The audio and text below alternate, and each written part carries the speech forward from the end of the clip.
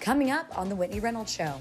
We tend to emphasize on our achievements and our accomplishments. However, we don't really tend to talk about what made us who we are. Forgiveness is key in having peace. So for me, why I didn't want to turn it into pain is because I didn't want to let someone have control over my life. All right, you've kind of mentally written your obituary, but you also should probably write a bucket list.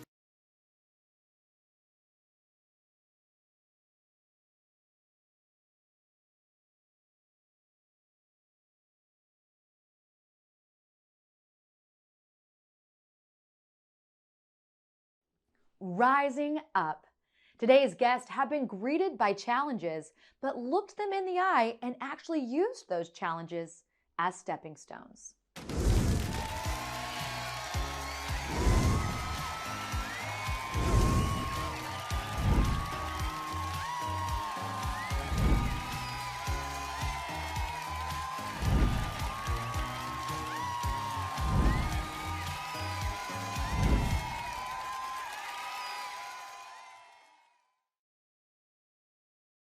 Changing the outcome and saving lives.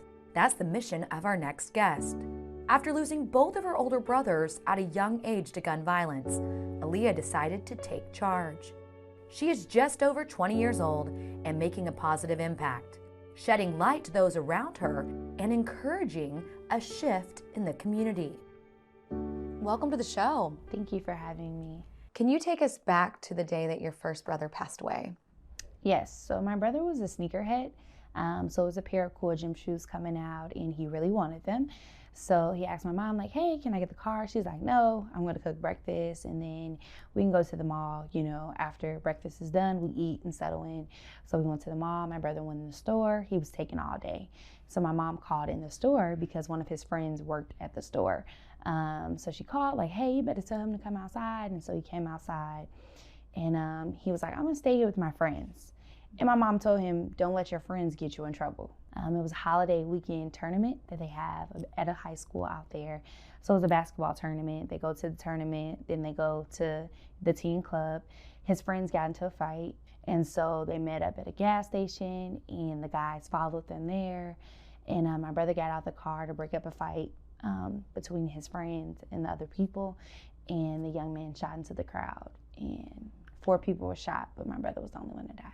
So my brother Anthony was killed in November of 2007, and my brother James was killed in March of 2014, so about 7 years. And so you not only lost 2 of your brothers, but you saw all that other loss. Yes. Again, some people take their pain and they create more pain. Right. What is it behind you that you want to create change? I think that just because of the personalities of my brothers, the young man that killed my brother Anthony was 15 years old. I was 15 once. So I've held conversations with him. Forgiveness is key in having peace. So for me, why I didn't want to turn it into pain is because I didn't want to let someone have control over my life. I think oftentimes when people do things to you and you let them, dictate how you feel, they walk in the room, your atmosphere, your energy changes, they have control over you. And so I felt like they had already, killed my brother, so why would I let them have that well-being over me? Did you know that something had to be done because you'd seen death after death after death? Yes. For me, the center came about in 2019. So before the center, we started our nonprofit in December of 2014. We got incorporated in November of 2015 to be an actual, nonprofit. We started by doing scholarships. So from my freshman year to my senior year of high school, I gave away 6 scholarships to seniors graduating from the high school that I attended and both of my brothers attended in their names.